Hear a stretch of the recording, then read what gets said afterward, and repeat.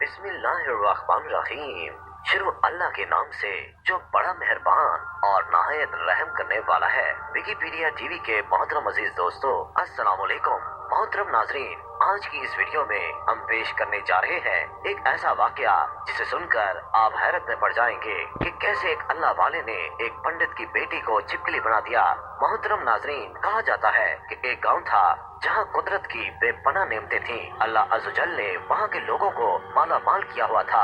गर्ज के ऐसी नेमतें जिनको देखकर इंसान अक्सर मगरूर हो जाया करता है। और सबसे बड़ी और बुरी बात ये थी कि वो सब के सब काफिर थे, अपनी शान और शौकत और दौलत पर फख्र करते थे। क्योंकि हर शख्स दौलतमंद था और किसी के पास भी रुपए पैसे की कोई कमी नहीं थी। वहाँ नहरें थीं, बागात थे, दरिया थे। और जब इतना कुछ किसी इंसान के पास हो तो वो तो मगरूर हो ही जाया करता है। और यहाँ किसी एक इंसान के पास नहीं बल्कि पूरी की पूरी बस्ती बेतहाशा दौलतमंद थी। सवाए चंद मुसलमान घरों के वहाँ काफिर ज्यादा थे और मुसलमानों के घर इक्का दुक्का थे। उनका एक सरदार पंडित था जिसकी एक अकलौती बेटी थी और जिसे वो बेतहाशा चाहता था। वो बेटी बहुत ही ज्यादा अनापरस्त थी और अपने आप को बहुत ज्यादा ऊंचा समझती थी। वहाँ पर जो गरीब लोग थे वो सिर्फ मुसलमान थे। तमाम काफिर एक दूसरे की मदद करते, मगर मुसलमानों को देखने वाला वहाँ पर कोई न था। वो बेटी अमल करके यानी काला जादू करके गरीबों को जानवर बना दिया करती थी। तमाम मुसलमान उससे बहुत ज्यादा तंग थे।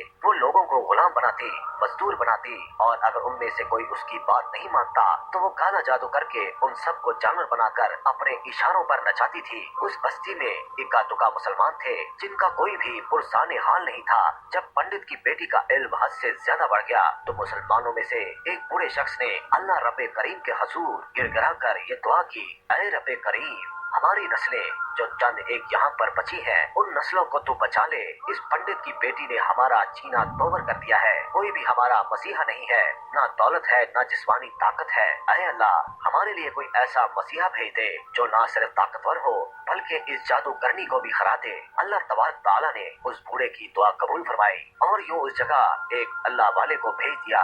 वो अल्लाह वाले यूं ही इस बस्ती में दाखिल न हुए बल्कि एक दिन कुछ अजीब और गरीब वाकया हुआ। वो पंडित सैर करने के लिए जंगल की तरफ निकला। बड़ी शान से वो सफर करता हुआ जा रहा था। अचानक एक जहरीला सांप उसके सामने आ गया। अगर वो पंडित चाहता तो वो सांप को अपने अमल से खत्म कर सकता था, लेकिन वो सांप बहुत ही ज्यादा ताकतवर था। उस जहरीले सांप ने उसके करीब आकर उसको डस लिया।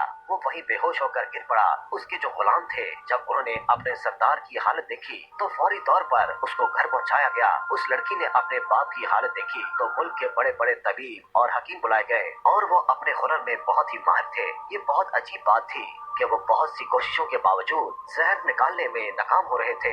जहर तेजी के साथ पंडित के जिस्म में फैल रहा था। कोई भी उस जहर को निकालने में कामयाब न हो सका। वो खुद ही इतना बड़ा आमिल था मगर उसके बावजूद अपना इलाज नहीं कर पा रहा था। उसे तो कोई होश ही नहीं था। इतनी बड़ी ताकत रखने के बावजूद, इतना रुपया पैसा होने के बावजूद, इतने बड़े बड़े अपने हुनर में माहिर हकीम होने के बावजूद जहर को जिस्म से निकाल नहीं पा रहे थे। उस वक्त शहर में एक दरवेश की आमद हुई। दरवेश को अल्लाह ताला ने उस मकसद के लिए भेजा था। दरवेश ने उसके घर के बाहर पहुंच के दरवाजे को खटखटाया। बड़े बड़े दरबारी खड़े हुए थे। उन्होंने कहा कि क्या बात है, किससे मिलना चाहते हो? फकीर ने कहा, यहाँ के सरदार को सांप ने डस लिया है। वो कहने लगे, तुम्हें कैसे पता? तुम तो हमें अजनबी लगते हो और हमने तुम्हें आज तक कभी नहीं देखा। दरवेश ने कहा कि मैं मुसाफिर हूँ और मुझे खबर मिली है यहाँ के सरदार को एक सांप ने डस लिया है और कोई भी उनका इलाज नहीं कर पा रहा। दरबारियों ने कहा, अरे भाई, लेकिन तुम हो कौन? फकीर ने कहा कि मैं हकीम हूँ और मैं इनका इलाज करने आया हूँ। उन दरबारियों ने जब फकीर की ये हालत देखी तो जोर जोर से हंसने लगे